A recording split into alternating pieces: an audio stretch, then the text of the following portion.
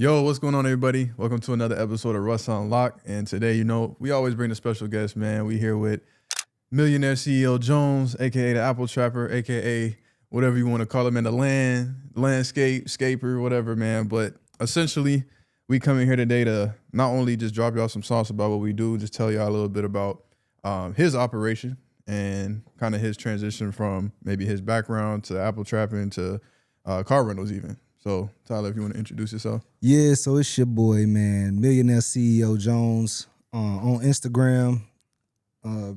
Just from hard times, man. We just wanted to transition, bro. So got a lot of hustle in my story, just transitioning over to the Apple products, man. And it's a pleasure to be here with you, man, my brother. Yes, sir. So let's do it. Let's do it. So tell us a little bit about like what you do. Obviously, when I hear about Apple, I just think about like phone flipping, like just flipping phones. I feel like that's what most people think, but I know yours goes a little bit deeper than that. So what like niche or what strategy do you use when it comes to Apple products? So really, I say it like this to everybody. I always ask people, man, what's something that most people have in common?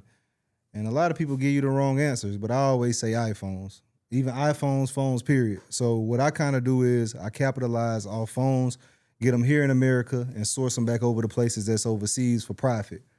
So that's one of the things that I do. And then I also, get the phones by sourcing ads and stuff like that. So it's a little bit into it, but it's kind of like an easy process when you figure it out. So what's the main difference between just like flipping a phone and what you do? Because like I said, for me, I mean, everybody got an iPhone. I feel like that's part of what makes this good too. In your perspective is like everybody got an iPhone. It's always a high demand type of product. Mm-hmm. But like, what is the actual difference between what you do and just buying a phone and flipping it online? That's actually a good question because a lot of people, you really wanted to figure that out. Like, all right, what you just grabbing phones, you selling them on eBay or you selling them on Facebook?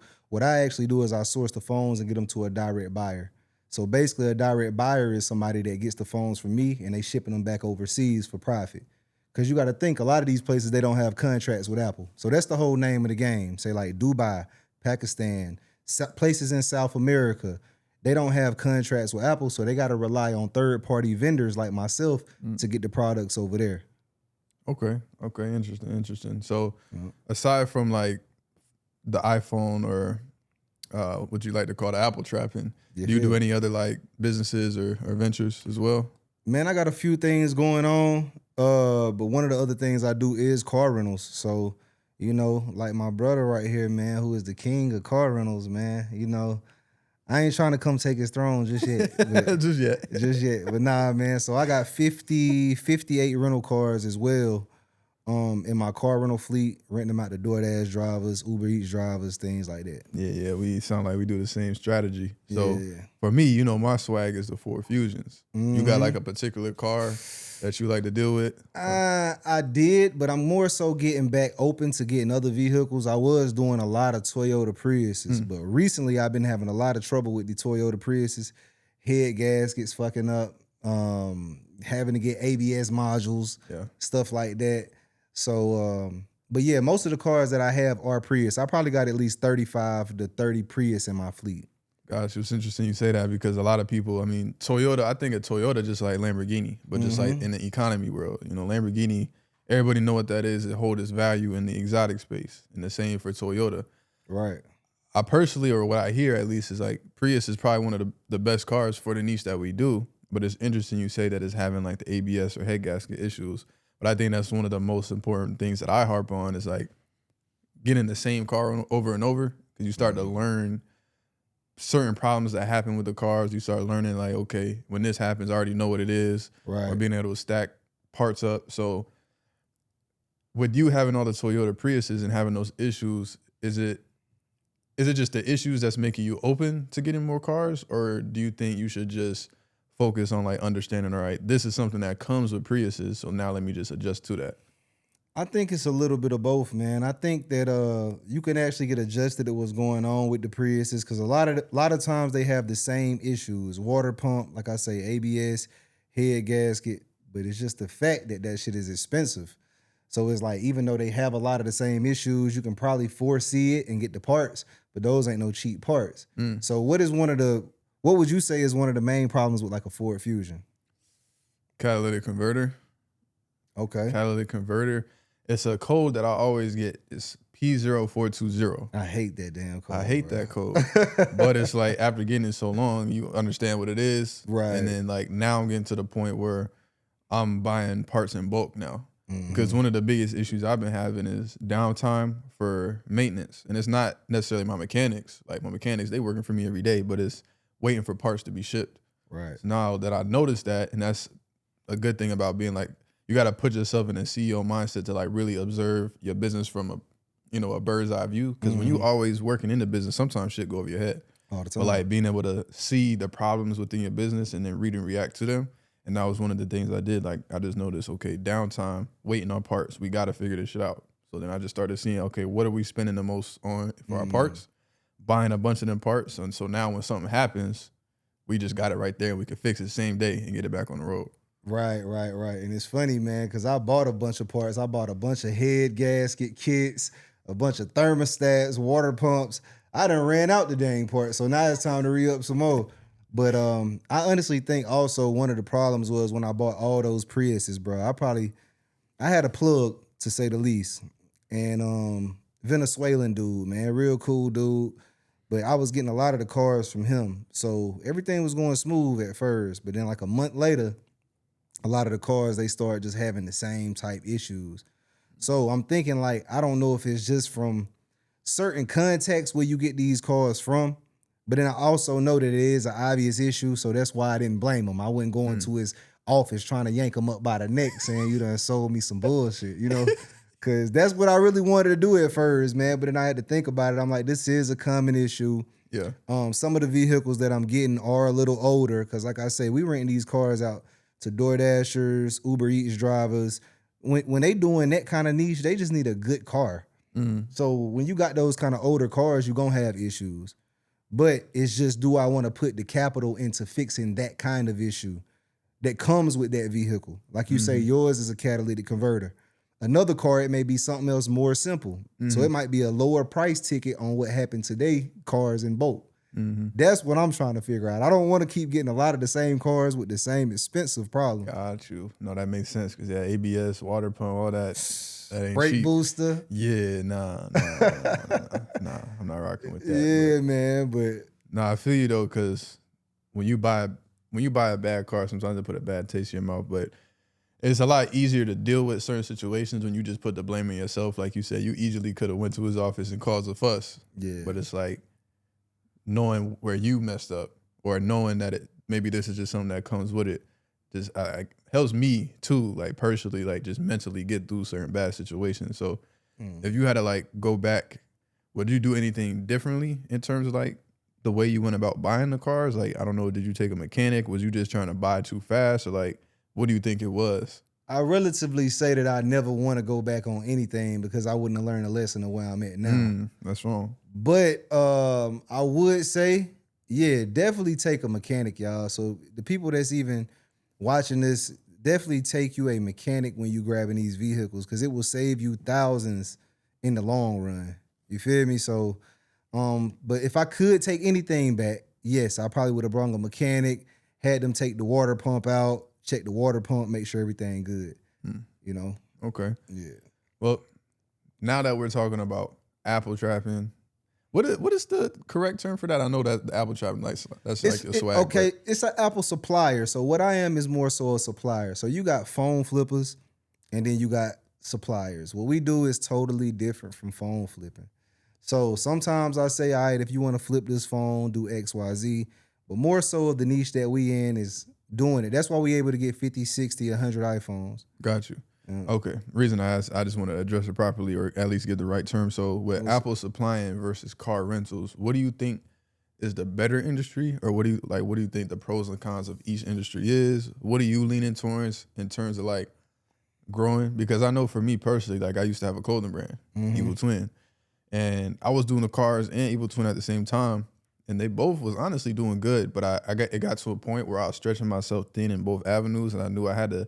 If I wanted to be great at one, I would have to choose one eventually. Mm-hmm. So like, where are you in that type of headspace, and what are you leaning towards, and what are the pros and cons of each industry? I would say the iPhones is more of a hustle.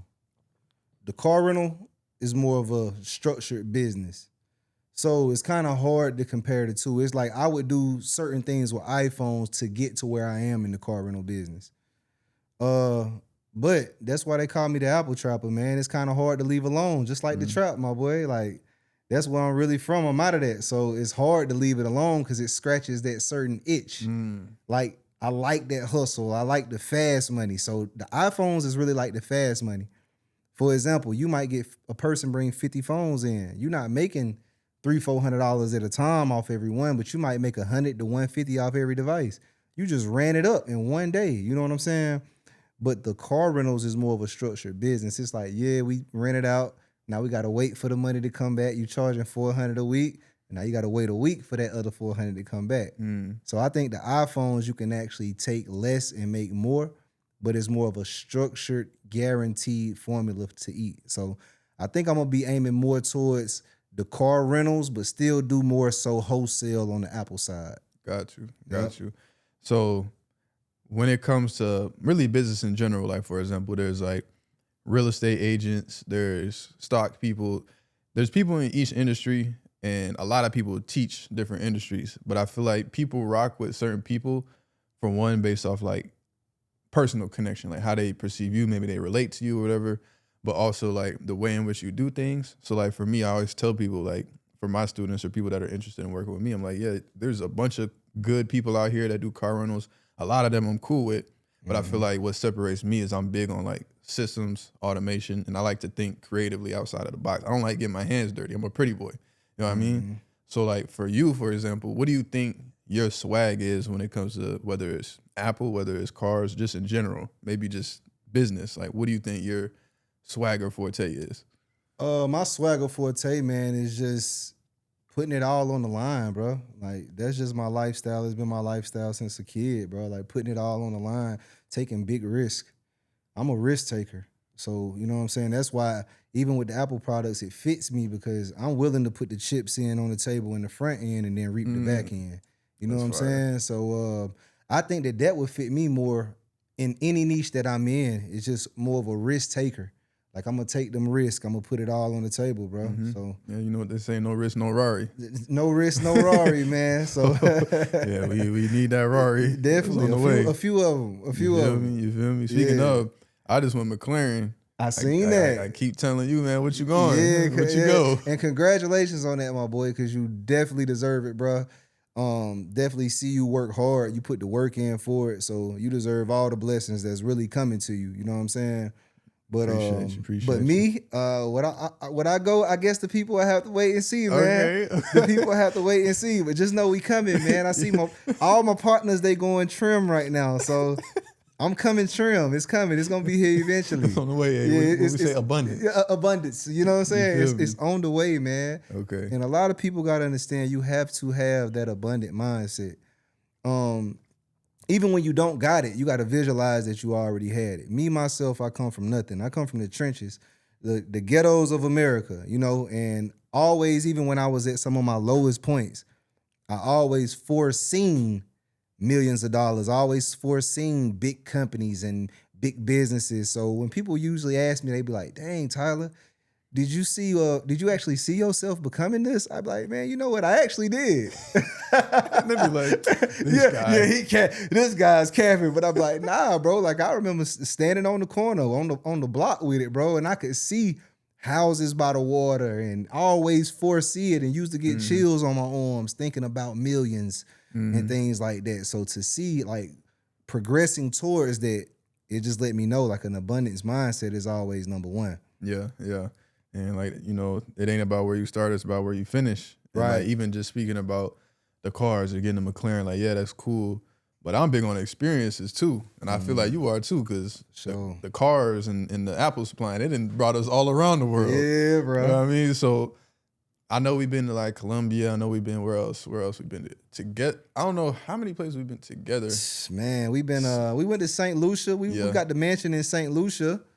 Yeah, that was P. That was Yeah, P. that was super P, man. Yeah, I've been a lot of other places too. I know you didn't go to Japan, but Nah, I Japan didn't was get to fire. make it to Japan. And for y'all, just so y'all understand, like when he's saying the trips that I didn't get to make, like us as a group of high level individuals, we like to go travel and have great experiences out the country together, as brothers. But I definitely missed that Japan one, bro, and I missed it. I seen y'all out there, konnichiwa, putting your hands in the water, getting the blessings, and it seems like it really Yeah, did something. no, for real. That would have been another chapter to the GTA lifestyle. I'm telling you, It fit the bro. vibe for sure, for sure, for Yeah, sure. man. But what do you Yeah. think your favorite trip was, whether it was together or by yourself? And then like when you go, because I know people like travel for different reasons. Some people just like the isolation, just like to meditate or whatever. Some people go for the experience of like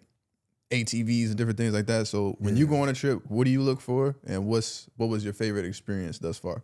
Man, I'm looking for the girls, man, the big booty girls, man. That's really what I'm focused on, bro. I need the big booty women. But nah, in all reality though, nothing wrong with that. Sometimes that is fun. Let me just put that out there. But I like excursions, man. I like to have a good time. I'm a very wild individual, so I like to do the parasailing, do the four wheelers by the beach, ride the horses. Like I just like to really for the adventures. That's what I mainly travel Mhm. for. So a lot of people they'll look at certain things and they think like, dang, okay, bro, going out there, he just going crazy with the women, stuff like that. But the whole point is, I like to get out there and be adventurous. As you know, we go out there, we four wheelers and Man, they try to put a dirt. curse on us in St. Lucia. Nah, for real, man. Yeah, that was a crazy Nah, story, bro. nah, that was But hilarious. but yeah, bro. So it's really like more of the experiences. I love life. Sometimes I just take a deep breath and thank God for even the small things, even a sip of water. I can literally sip a drink of water and be so thankful that I just have water to drink right there. So Mhm. experiences, that's what I want to be rich in, and money as well, but also rich in experiences. Yeah, yeah, and I think that's the whole point of being an entrepreneur. Like, of course, everybody kind of got different end goals, but for 90% of people that start businesses, it's for the time freedom, location freedom, and decision freedom. And that was one of the things for me. Like, I love traveling. I just want to be able to get up and move how I want to move. You know what I mean? Right. And sometimes people get caught up in like working too much in their business. Like at that point, you just kind of got a high paying job, in my opinion. Facts. So for me, I just try to delegate as much as possible so we can be in Miami like we are now, or be in Exactly. Colombia, or be in Japan and stuff like that. So I feel like that's the ultimate goal. For sure. So I would ask you a question, man. What got you really big on delegation? Like what made you, what was your first journeys of actually like getting into the delegation role? Because I do see you got a lot of businesses automated. For me, it was just taking the first step and letting go a little bit. Because for me, I'm real nitpicky Mm-hmm. on everything that I do, like business, content, just anything, period. I like doing things a certain way. So I had to really take a step back and be like, I can't always be the head and tail of everything because it will only go as far as me. And I always try to look Right. at like the bigger businesses, the million and billionaires, like none of them ever get there alone. So it's like I kind of had to take a step back and let go a little bit. My first hire, like a lot of us, was a VA. Once I seen how much Shout out to time, man, VAs. what? Shout out to Shout out VAs, the man. team, man. I couldn't do it Gang. without y'all. Yeah, for sure. But nah, just like a lot of us, first hire was VA, and I just seen how much time it bought me back. And I read that book, Buy Back Your Time by Dan Martell. Dan You read that one Montel. too, right? Yes, he's a monster, Yeah, man. yeah. Changed my life. If y'all haven't read that book yet, definitely read it. But just put myself in a better mindset that time is our biggest currency, essentially. And the more money you make, the more valuable your time becomes. And from that point, it's just like I just do the math in my head. Like, how much more money can I make by taking myself out of a certain position? And I just try to carry that in every avenue and just build from there, to be Right. honest. What Okay. about you? Yeah, man. So I mean, first delegation task. I used to actually delegate things and I didn't know that I was actually delegating things. When I say that is, like I already said, from my story, a lot of people know my story. Really grew up hustling, things like that. So I guess my first form of delegating, I didn't even know I was delegating. So what I mean by that is I might hit somebody with something and they got to pay me back. And I didn't even do the work. I just made the idea. Mm. You feel me? I Yeah. created the idea, and now I come back a week later. Everything, the process is moving. It's like the strings, the puppet strings is moving without me being there. So that's when I guess I first ever started delegating at a really early age.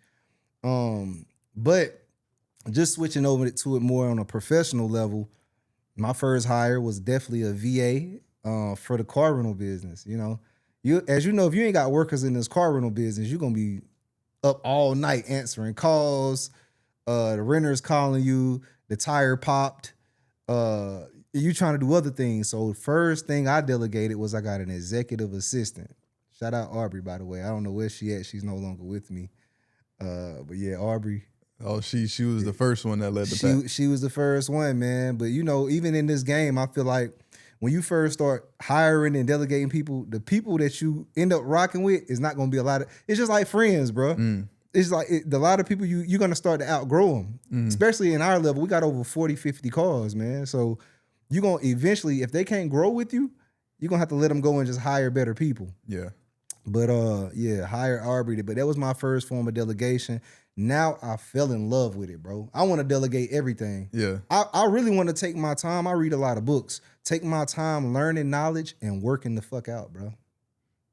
Just working out, learning, delegating. Man, GTA life, man. Making money, waking up, eating good food, traveling, working out. That's it, man. Good vibes, man. Good vibes. Yeah, I'm trying to get abs next, man. I told myself by next year, that's on my white. You laughing, bro? Why you laughing, man? Because I be imagining skinny Tyler. You be showing me the pictures like, nigga was skinny, still had a big ass head. Right. See, you want to do it on camera. But nah, man, I got to get some abs, bro. I put that on my whiteboard. I'm like, man, that's something I ain't had since I probably was 4 years old. Man. You know how you take the little tough pictures like this in the mirror and shit like that? I used to be hitting the jailbird push-ups every night and day when I was this seen small. You with the mohawk. You had the mohawk when you was small with the little muscle head. Yeah, it's so crazy. I always love sports. I always love working out since little, but I always been a small dude. Yeah. I guess it's in my genetics or something. I gotta fight it though. Yeah. What sports was you really all into though? My first sport was soccer, which I feel you like played soccer? Yeah. Shout out to the World Cup, by the way. No, man. for real. I think soccer is a good first sport because it teaches you not hand-eye, but foot coordination. You know, and you run a lot, good cardio, help you get fast, teamwork, and then from there I went to football.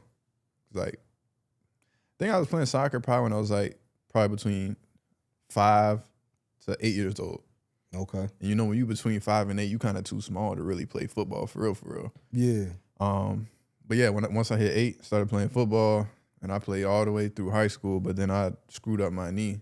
Was typical athlete story. You know what I mean? So I screwed up my knee, had 4 knee surgeries, and at that point, you know, when you play sports your whole life, you're always thinking oh, I'm going to the league. Like, that's when you take sports serious your whole life. That's your only goal. Go to the league. Nah, so when I hurt my knee, I was like, damn, I ain't going to the league. What I'm gonna do? Yeah.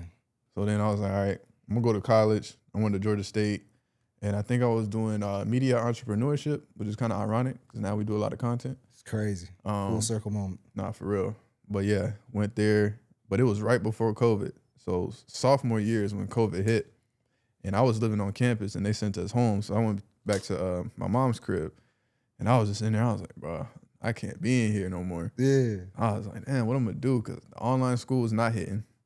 We was inside playing video games all day. So I'm like, nah. What was the college Russ like, bro? Like, was you into the parties? Was you into, or have you always been the focused individual you are? Because I see how you are, bro. Like, you really, really strict on your regimen. Like, were you the same way in college, or is like a night and day type of thing right now? Nah, in college, I was just trying to have fun. Oh, okay, cool. I was just trying to have fun. We was definitely at parties. We was definitely smoking and drinking and just being kids, honestly. Because I feel like that was the driving factor in me going to college, just for the experience. Like, I really didn't know what I wanted to do for real. You know what I mean? But my friends was going to college. You always hear, oh, go to college when you grow up. So, so that's why I went. But yeah, we was partying. It was a great period of my life. I'm not gonna lie. Yeah. But I'm glad things happened like they happened. Like, you know, of course, COVID was bad. Like, people got sick and stuff. So that wasn't good. But just like you said, you don't regret certain things. And I don't regret how things played out for me because I probably wouldn't be doing what I'm doing now. Yeah. But long story short, yeah, it was at mom's crib. I got a job at a moving company. I was moving boxes. I was on a truck. And then they You work for a realized, moving company? yeah, Never knew that game. that shit was ass. That shit was ass, bro. I can see Russ unlocked, just handling a big box bigger than him. Man, that shit was so ass. Imagine waking up at 6 a.m. just to move couches on your back. Yeah, bro. That was not fun. But then they moved me to the office. It was like, all right, he a little smart. And I wanted to get off the truck. So I was like pushing myself to level up in the business. Yeah. So they moved me to the office. I was doing inbound sales. So I didn't have to like cold call nobody. I would just wait for the calls to come in. And when I wasn't taking calls, I was just trading stocks. Oh, that's fine. I built my account to like 30, 40K. And then that's the money I used to start my businesses. And I got my first 3 cars and quit my job. And from there, it's been up. That's cold. That's cold. That's pretty much my story in a quick 5-minute segment. Yeah, nah, that's cold, bro. To go from, hey, where you at? My boy went from the back of the truck. Did y'all hear this? This should be motivation for everybody. My boy went from the back of the moving truck to flying in the McCleasy Wheezy. You feel me? So, hey, never give up on your dreams, man. Oh, for real. And Never really, give up all on it take is like a small period of focus. For sure. Because, I mean, from the time I quit my job to now, I don't even think it's been 3 years. Damn.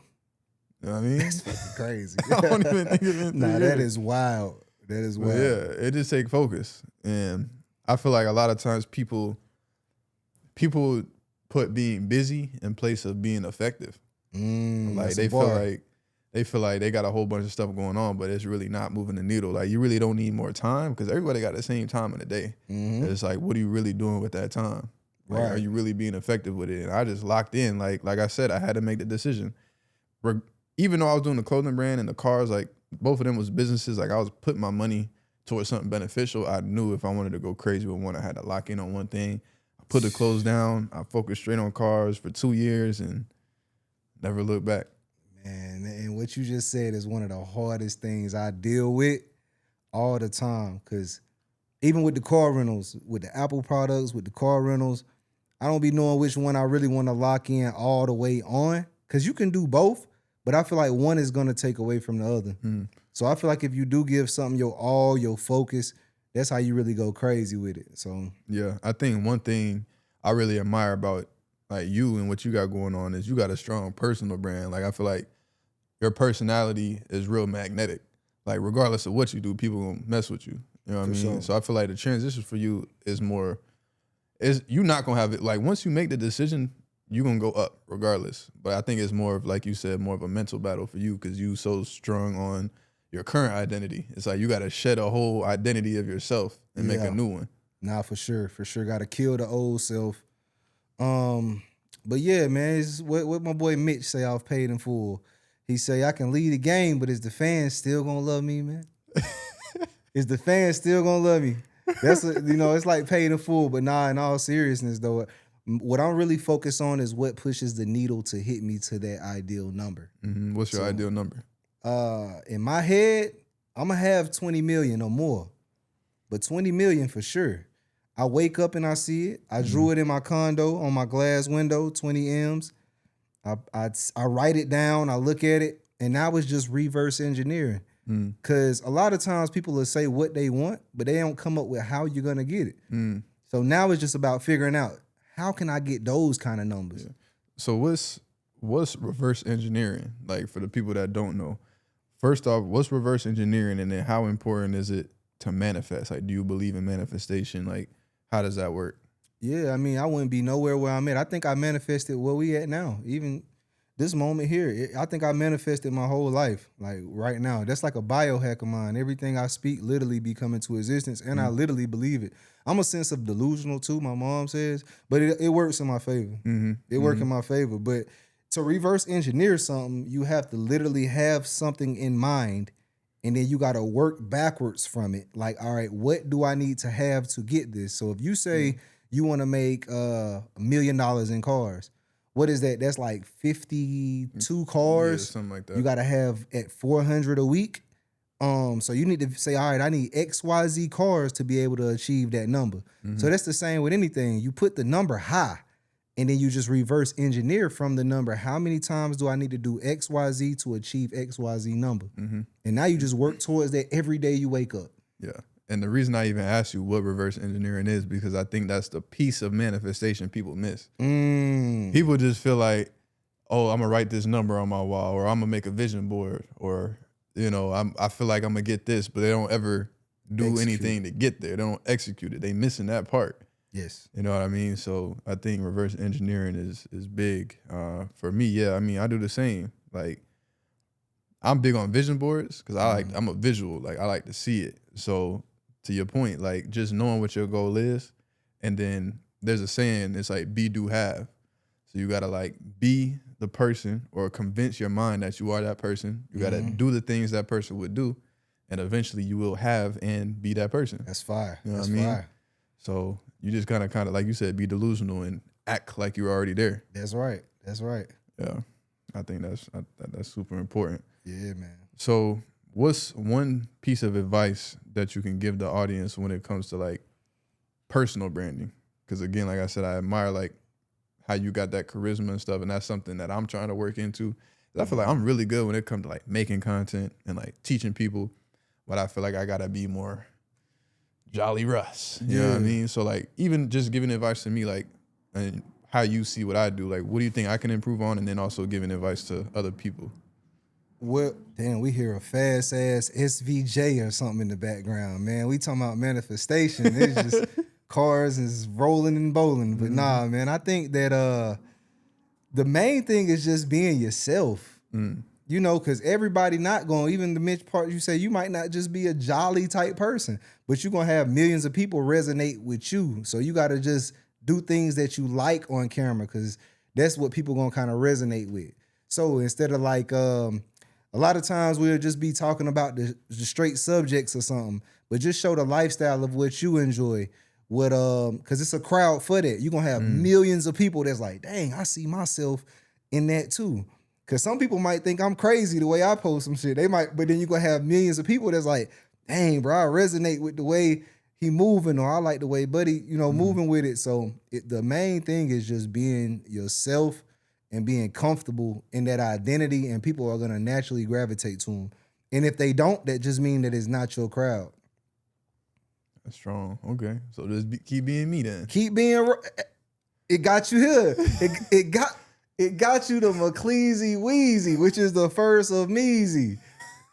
All the stuff, bro. That's what got you. So you never want to. That's what's working. Mm-hmm. So that's the best thing. Like, bro, being you got you here from being you. Yeah, and I think one of my ultimate goal is like one of my favorite entrepreneurs is Alex Hermosi, and what I really like about him is, of course, he got a personal brand, but just the stages in which he went about things, and because he built such a strong personal brand, he can do whatever he wants at this point.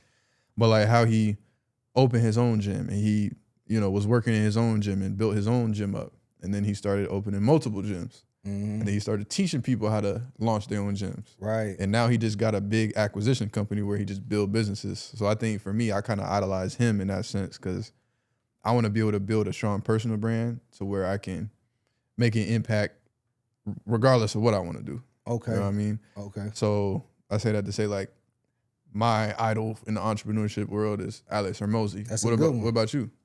I would say like Jay-Z, Jeezy, 50 Cent, people like that, man. I kind of like the way they move. I like the way they took their story and made it their brand. And they use like their own personal experiences to resonate with millions of people. And then use that same ideas that they had from the streets, and they turned it into business and became reputable businessmen. So I would just say like, Jay-Z. Jay-Z probably like one of my main ones. I used to study a lot of Jay-Z, study his moves, study how he do his deals, how he struts. Because a lot of people don't know Jay-Z was really in the streets, man. Like, and just the transition from that to become a billionaire, that's what I feel like is the American dream. I feel like the American dream is you have nothing and you come for everything. That's why so many people rock with Scarface, because he had that same kind of story. He came over here to America, even though he went out crazy in the end. I ain't telling nobody to do what Scarface did. All right, let's just put that out there. But it's just the idea of it. You came from nothing but you came for everything. That's fire. That's fire. I like that. I like that. Man, we just talked about a lot. Let me think. I think another big part about like being an entrepreneur, because it's like being an entrepreneur is not for the weak. Like you got to be a specific type of person, but that also means the company around you has to be a specific type of person too. So with that being said, like, are you focused on like finding you a girl right now, or like when it comes to relationships, what do you look for? You know, that whole kind of realm right there. CEO Jones is CEO Jones looking for a girl right now.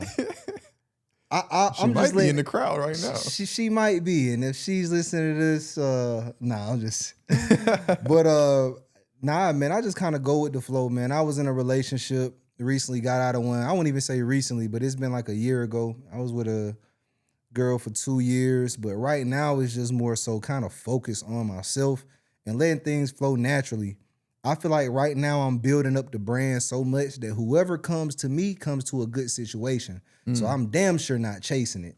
If anything, you're gonna have to chase me right now, because I'm not chasing no female, and then especially one that can bring down your energy. Now, if you come in here and you being an asset to my business and it feels like a breath of fresh air, I feel like relationships should feel like that. A real relationship, you shouldn't have to be like, dang, man, I ain't called, man. I know she gonna think I'm with a girl, or I'm out late, so she gonna think that I'm not doing business. A real relationship that's gonna be solid has to feel like a breath of fresh air. So you gotta be more helpful than harmful. No, 100%. So if you're in the crowd, I hope you understand and you come with some benefits, as y'all be wanting men to. Oh, for real. You gotta be like, like Mitch said, it gotta be stress free. Right. You know what I mean? Exactly. It gotta be a stress free situation. Same for me. Like, I wasn't intentionally looking for nothing. You know what I mean? But the person that came around just happened to fit into what I already had got going on perfectly. So it's like, to your point, you so focused, and for everybody else out there who's focused, like, you gotta have somebody that fits the puzzle piece at the time, or in the phase you are in life. So right, 100%, man.